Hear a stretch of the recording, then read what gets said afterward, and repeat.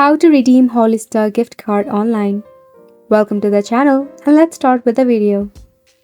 Search for Hollister promo code in a browser that you prefer. You will find various of websites dealing with the promo code.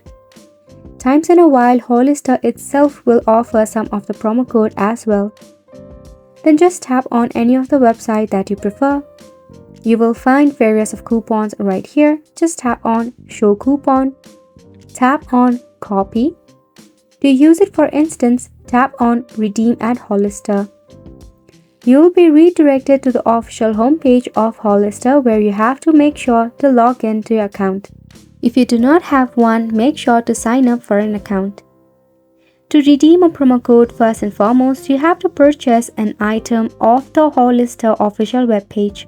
You can select the category of women, men, jeans, activewear, sales, and purpose. Once you select an item, just tap on the shopping bag. Then when you are checking out, you will find a dialog box where you can enter your promo code or any gift card number. Just go ahead and paste or write the promo code in the dialog box, then tap on apply. When you go ahead and check out, you will see some of the subsidies on your total. And that's how you know your